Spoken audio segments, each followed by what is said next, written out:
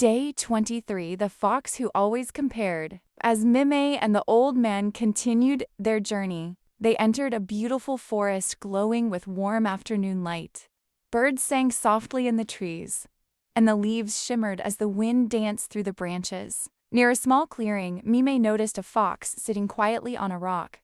The fox wasn't playing, it wasn't exploring, it simply watched the other animals nearby. A rabbit hopped swiftly across the grass. A deer leaped gracefully between the trees. A squirrel climbed a tall branch with ease. The fox let out a deep sigh. Mime walked closer. "Hello," she said gently. The fox looked up and gave a small smile. "Hello. Why do you look so sad?" Mime asked. The fox glanced at the other animals. "Because everyone else seems better than me," it said quietly. Mime tilted her head. "Better how?" The fox lowered its ears. "The rabbit is faster. The deer is more graceful. The squirrel is better at climbing. And me?" The fox looked down at its paws. "I'm just me." Mime sat beside the fox. For a moment she didn't say anything. Then she smiled softly. "But being you is something no one else can do." The fox looked at her in surprise. "What do you mean?" Mime pointed to the rabbit. "Yes, the rabbit is fast." She pointed to the deer. "The deer is graceful." Then she turned back to the fox. "But neither of them is you." The fox stayed quiet. The old man stepped closer and sat beside them.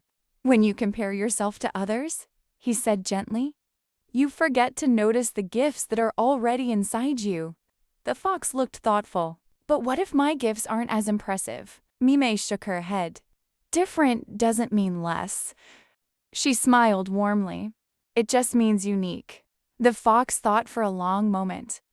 Then it asked softly, "Do you ever compare yourself to others?" Mime nodded. "I used to." She looked at her little paws. "I thought I had to be perfect to be loved." The fox listened carefully. "But I'm learning that being myself is enough." The fox's eyes softened. For the first time, it looked at itself differently.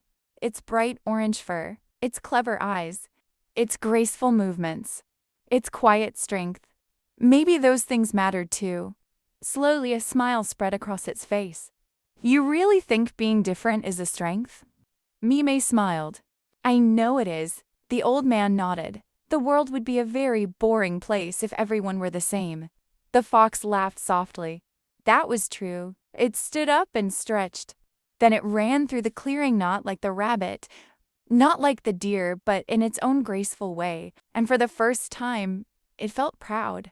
As Mime and the old man continued down the paths, Mime looked back and saw the fox standing tall, no longer wishing to be someone else, and she realized something important. You don't need to be faster. You don't need to be better. You don't need to be anyone else. You simply need to be yourself, because your uniqueness is your greatest strength.